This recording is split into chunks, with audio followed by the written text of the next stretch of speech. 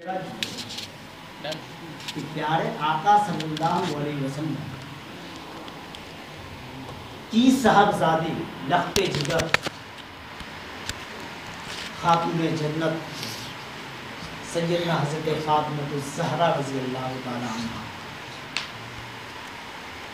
سب سے چہیتی بیٹی پیارے آقا صلی اللہ علیہ وسلم، ان کی بات کو بچپنے سے لے کر اس وقت تک کبھی نہ نہیں کیا جاتا۔ تمام صحابہ کرام اور صحابیہ کرام حضرت خاتون جنت کو پردے میں لیے، پردے میں لینے کے بعد ویرانے کی طرف چلے، وہاں گئے۔ وہاں پہنچنے کے بعد بعض روایت میں آتا ہے کہ حضرت فاطمہ الزہرا رضی اللہ تعالی عنہ ارشاد فرماتی ہیں کہ اگر فاطمہ کے سر سے آنچل ہٹ گیا تو قیامت کبریٰ سے پہلے قیامت صغریٰ ہے۔ لیکن بعض روایت میں آتا ہے کہ حضرت فاطمہ الزہرا رضی اللہ تعالی عنہ اپنے والد محترم کے پاؤں ناز کے پاس اپنے سر کو رکھا، پائے ناز کے پاس اپنے سر کو رکھا۔ جب گئی پائے ناز کے پاس اپنے سر کو رکھا اور ارشاد فرمانے لگی، یا رسول اللہ اب بہت ہو گیا، اب تو رہنے دیجیے، اب بہت ہو گیا، اب تو رہنے دیجیے، امت کی بخشش عام ہو جائے، امت کی بخشش عام ہو جائے۔ پیارے آقا صلی اللہ علیہ وسلم سجدے سے سر اٹھاتے ہیں، تمام صحابہ اکرام وہاں سے تشریف لاتے حضور صلی اللہ علیہ وسلم کے ساتھ۔ اب یہ رب کی بارگاہ سے حکم ہوا کہ حضرت خاتون جنت کا نکاح کیا جائے، حضرت خاتون جنت کا نکاح کیا جائے۔ تو کس سے کیا جائے؟ رب کا حکم ہوا حضرت علی سے کیا جائے، بیٹی رسول اللہ کے گھر کی اور بیٹا اللہ کے گھر کا، یعنی حضرت علی رضی اللہ تعالیٰ عنہ کی پیدائش مبارک جو ہوئی تھی تو وہ کعبے کے اندر ہوئی، وہ کعبے کے اندر ہوئی۔ سبحان اللہ۔ شادی طے ہو گئی۔ پیارے آقا صلی اللہ علیہ وسلم ارشاد فرماتے ہیں کہ یہ 400 مسقال ہے اور علی ہے، مہر 400 مسقال ہے اور علی ہے۔ حضرت فاطمہ الزہرا رضی اللہ تعالیٰ عنہ سے ارشاد فرماتے ہیں کہ بیٹی بتاؤ تمہیں منظور ہے؟ حضرت خاتون جنت ارشاد فرماتی ہے کہ ابا جان علی منظور ہے، مہر منظور نہیں، علی منظور ہے، مہر منظور نہیں۔ پھر جبریل امین ارشاد حاضر ہوتے ہیں اللہ کی بارگاہ سے اور ارشاد فرماتے ہیں اللہ کے رسول، اللہ تبارک تعالیٰ نے حضرت فاطمہ الزہرا رضی اللہ تعالی عنہ کا مہر ساری جنت رکھا۔ سبحان۔ حضرت فاطمہ الزہرا رضی اللہ تعالیٰ عنہ ارشاد فرماتی ہیں کہ ابا جان علی منظور، مہر منظور نہیں۔ وہ خاتون جنت جس کا مہر خود رب کائنات پوری جنت کو رکھتا ہے، پھر بھی خاتون جنت کو وہ مہر منظور نہیں ہے۔ اللہ کے پیارے حبیب صلی اللہ علیہ وسلم ارشاد فرماتے ہیں کہ اے بیٹی بتا آخر تجھے منظور کیا ہے مہر، آخر تجھے منظور کیا ہے مہر؟ حضرت خاتون جنت ارشاد فرماتی ہیں کہ ابا جان میرا مہر یہ رہے گا کہ کل میدان محشر میں میں اپنے ابا جان کی تمام گنہگار امت کی بخشش، سبحان اللہ، سبحان اللہ، تمام گنہگار امت کی بخشش جبریل امی آئے، کہنے لگے کہ مہر منظور ہو گیا، رب نے ارشاد فرما دیا ہے کہ یہ مکمل ہے۔ حضرت خاتون جنت ارشاد فرماتی ہے ایسے نہیں، مجھے ایک کاغذ کے ٹکڑے پر لکھ کر کے دے دیا جائے کہ کل بروز محشر میرے ابو کی تمام گنہگار امت کی بخشش میرا مہر ہے۔ قلم لایا گیا، کاغذ لایا گیا، اس پر لکھا گیا، تحریک کی، اس کو رکھ دیا۔ یہ باتیں سوائے صرف اللہ اور اللہ کے رسول حضرت جبرائیل علیہ السلام اور حضرت خاتون جنت رضی اللہ تعالیٰ عنہ، ان کے علاوہ کسی کو یہ باتیں معلوم نہیں تھیں۔ جب حضرت خاتون جنت کا وصال کا وقت قریب آیا تو حضرت علی سے ارشاد فرمائی کہ علی فلاں جگہ ایک کاغذ کا ٹکڑا ہے، جب میں وصال کر جاؤں اور قبر میں مجھے رکھا جائے تو وہ کاغذ کا ٹکڑا میرے کفن میں رکھ دیا۔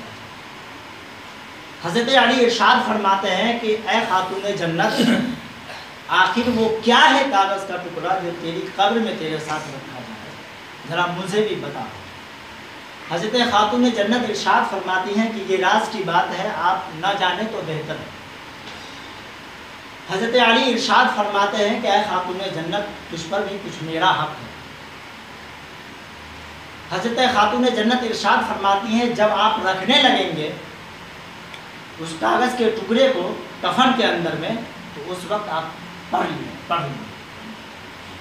جب وصال ہو گیا، دفن کیا گیا، کاغذ کا ٹکڑا جب رکھنے کا وقت آیا تو حضرت علی نے پڑھ لیا، وصیت کے مطابق پڑھ لیا۔ تو یہ باتیں ہم تو رونا کیسا ہو رہا تھا؟ پیارے آقا صلی اللہ علیہ وسلم وَإِن مِنكُمْ إِلَّا وَارِدُهَا كَانَ عَلَىٰ رَبِّكَ حَتْمًا مَقْضِيًّا پر اس آیت کریمہ پر کیوں زار و خطاب ہو رہے ہیں؟ کیونکہ ہماری امت اتنی گنہگار ہوگی کہ جس کا کوئی حساب نہیں ہوگا۔ بعض روایت میں آتا ہے کہ حضرت جبریل علیہ السلام پیارے آقا صلی اللہ علیہ وسلم کی بارگاہ میں حاضر ہوئے اور کہنے لگے کہ اللہ کے رسول، میں نے حضرت عیسیٰ علیہ السلام کی امت کو دیکھا ہے جہنم میں روتے ہوئے، حضرت موسیٰ علیہ السلام کی امت کو دیکھا ہے جہنم میں روتے ہوئے، غرضے کہ یکے بعد دیگرے ہر نبی کی امت کے بارے میں ارشاد فرماتے ہیں۔ پیارے آقا صلی اللہ علیہ وسلم ارشاد فرماتے ہیں کہ اے جبرائیل، بھلا بتاؤ تو کہ میری امت کو بھی دیکھا ہے تم نے؟ جب حضرت جبرائیل علیہ السلام کوئی جواب نہیں دیے، 3 مرتبہ پیارے آقا صلی اللہ علیہ وسلم سوال کیے اور تینوں سوال کے جواب میں ارشاد نہیں فرمائے، سبتے کی حالت کی، اور آخر میں ارشاد فرمایا کہ ہاں یا رسول اللہ میں نے دیکھا ہے۔ تو پیارے آقا صلی اللہ علیہ وسلم کے وجد کے عالم کا کوئی حساب نہ رہا اور اپنی امت کے لیے گریزاری کرنا۔ تو ہم اپنے آنے والے وقت کے لیے جو ہمارا اصلی ہمیشگی والی زندگی ہے، جو ہمیں ہمیشہ رہنا، اس زندگی کی تیاری کرنا ہے۔ ہم زکوٰۃ دیتے ہیں، ہم نماز پڑھتے ہیں، ہم صدقات کرتے ہیں، ہم قرآن کی تلاوت کرتے ہیں، ہم روزہ رکھتے ہیں، گھر سے کہ ہر ایک کام کرتے ہیں، لیکن ہر ایک کام میں ریا ہوتی ہے۔ ہر ایک کام میں ابھی کے دور میں ریا ہوتی ہے، کہ کم سے کم ریا سے ڈرنا چاہیے انسان کو۔ موت ایک ایسی چیز ہے کہ انسان کے ہر وقت پیچھے رہا کرتی ہے۔ موت انسان کے ہر وقت پیچھے رہا کرتی ہے۔ موت سے کبھی کسی کو چھٹکارا نہیں مل سکتا، یقینی ہے وہ موت آئے گی، چاہے وہ بچہ ہو یا جوان ہو یا بوڑھا ہو۔ کوئی یہ نہیں سمجھے کہ ہم بوڑھے میں جا کر کے بڑھاپے میں ہماری موت آئے۔ آپ نے اپنی آنکھوں سے دیکھا ہے کہ بچے بھی دنیا میں آئے اور چلے گئے، جوان اس سے کچھ بڑھے اور پھر چلے گئے، اس سے آگے پھر کچھ بڑھے چلے گئے، اس سے آگے کچھ بڑھے پھر چلے گئے۔ یکے بعد دیگرے جس کی جتنی عمر لکھی ہوتی ہے اس کو اس وقت میں جانا ہوتا ہے۔ تو ہمیں موت کی تیاری ہمیشہ کرنی چاہیے۔ ہمیں یہ دیکھنا چاہیے کہ ہم کون سا کام اللہ اور اللہ کے رسول کے مطابق کر رہے ہیں۔ جب ایک بچہ پیارے آقا صلی اللہ علیہ وسلم کی بارگاہ میں خادم تھا جس کا نام حضرت سالوہ تھا، 16 سال کی عمر تھی، اور وہ ایسا خادم تھا پیارے آقا صلی اللہ علیہ وسلم کی بارگاہ میں، یہ تمام خادموں سے سب سے چھوٹا تھا، تمام خادموں میں سب سے چھوٹا تھا۔ اس کا کام کیا تھا کہ کسی کو کچھ اگر پیغام بھیجنا رہتا تو پیارے آقا صلی اللہ علیہ وسلم اسے بھیجا کرتے تھے۔ ایک دن کی بات ہے کہ آدھے دن کا کام تھا، حضرت ثعلبہ گئے، جو کام کرنا تھا کیے، وہاں سے واپس لوٹ رہے تھے تو ان کی نگاہ ایک عورت پر پڑ گئی جو غسل کر رہی تھی حمام میں جو غسل کر رہی تھی، پردہ اڑا اور دھوکے سے نگاہ پڑی۔ اب ان کی کیفیت کا یہ عالم ہوا کہ اب میں کیا جواب دوں گا، اور سوچتے سوچتے پورا دن گزر گیا، اور یہ دل میں خیال آیا کہ میں منافق ہو گیا، اور وہ وہاں سے چل دیا اور ویرانے میں جا کر کے زاروں قطار رونے لگا۔ صحابہ اکرام سے پیارے آقا صلی اللہ علیہ وسلم پوچھتے رہے کہ ثعلبہ نہیں آیا، آدھے دن کا کام تھا، گزر گیا، ابھی تک نہیں آیا، رات گزر گئی، ابھی بھی نہیں آیا، پھر صبح ہو کر کے دن گزر گئے، پھر بھی نہیں آیا، لہٰذا 3 دن کا وقفہ لگ گیا۔ پیارے آقا صلی اللہ علیہ وسلم صحابہ اکرام کو ارشاد فرمایا کہ جاؤ اور ثعلبہ کو تلاش کرو۔ جب ثعلبہ کی تلاش کی گئی تو ثعلبہ کی تلاش کے لیے جب ویرانے میں گئے تو ایک بھیڑیے کے چرواہے نے کہا کہ میں اس بچے کو تو نہیں جانتا، اس کی شکل و صورت، اس کی وضع کا تو نہیں جانتا، لیکن اتنا جانتا ہوں کہ وہ روتا ہے، گڑگڑاتا ہے، اور وہ ایک وقت 24 گھنٹے میں میرے پاس آتا ہے اور بھیڑیے کا دودھ نہیں جاتا، لہذا اس کا وقت آنے والا، اس کا وقت ہو گیا ہے۔ حضرت عمر فاروق اعظم رضی اللہ تعالیٰ عنہ تھے اور بعض صحابہ اکرام کے ساتھ میں،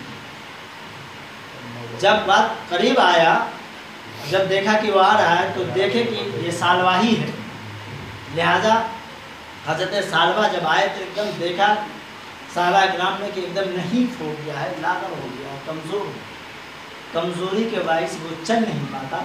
جب اس نے حضرت عمر رضی اللہ تعالیٰ عنہ کو دیکھا تو وہ بھاگنے کی کوشش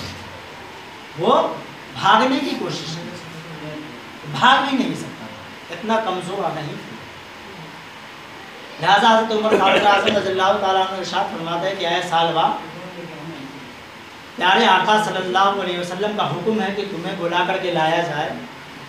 ثعلبہ کہتے ہیں کہ میری خبر پیارے آقا صلی اللہ علیہ وسلم کو ہو گئی ہے، وہی نازل ہو گئی ہوگی، میں منافق ہو گیا ہوں۔ جس آنکھ سے پیارے آقا صلی اللہ علیہ وسلم کے چہرہ مبارک کا دیدار کیا کرتا تھا، اسی آنکھ نے، اسی نظر نے، اسی نگاہ نے ایک غیر محرم عورت کے اوپر پڑ گئی ہے، لہذا میں پھر اس گنہگار نگاہ کو، اس بدگار نگاہ کو پیارے آقا صلی اللہ علیہ وسلم کے چہرے پر کیسے ڈالوں؟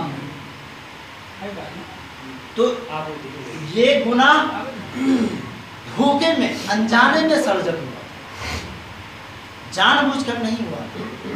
16 سال کے بچے کی عمر ہے اور ایمان کا یہ عالم ہے، اس کی کیفیت، جو ایمان کی کیفیت ہے، ایمان کی جو حلاوت ہے، اس کا یہ عالم ہے کہ اس نگاہ کو دوبارہ پیارے آقا صلی اللہ علیہ وسلم کے چہرے مبارک پر پڑھنا گوارا نہیں تھا، لہٰذا جب لے کے گیا پیارے آقا صلی اللہ علیہ وسلم صحابہ اکرام سے کہے کہ اسے ایک الگ روم میں رکھو، خلوت میں رکھا گیا۔ پیارے آقا صلی اللہ علیہ وسلم ارشاد فرمایا کہ اے ثعلبہ، کیا ہو گیا تجھے، کیوں اتنا پریشان ہے؟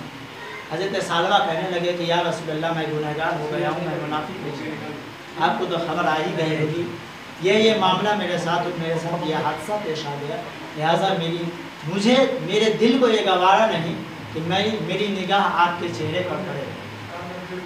پیارے آقا صلی اللہ علیہ وسلم ارشاد فرماتے ہیں کہ اے ثعلبہ، رب کائنات بہت ہی غفور رحیم ہے، اور تمہارا گمان کیا ہے؟ یہاں پر ایک بات سمجھنے کی ہے، گمان، ہم آپ بولتے ہیں نا یہ گمان کرتا ہے، یعنی اللہ کے بارے میں تمہارا گمان کیا ہے؟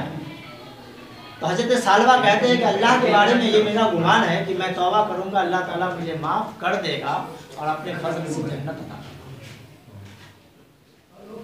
تو اللہ کے پیارے حبیب صلی اللہ علیہ وسلم ارشاد فرماتے ہیں کہ جیسا تیرا گمان ہے ویسا ہی تیرے حالات مرنے کے بعد۔ اس کے بعد پیارے آقا صلی اللہ علیہ وسلم سے حضرت ثعلبہ کہتے ہیں کہ یا رسول اللہ میرے جسم میں ایسا لگ رہا ہے جیسے 1000 کیڑے رینگ رہے ہیں، 1000 کیڑے رینگ رہے ہیں۔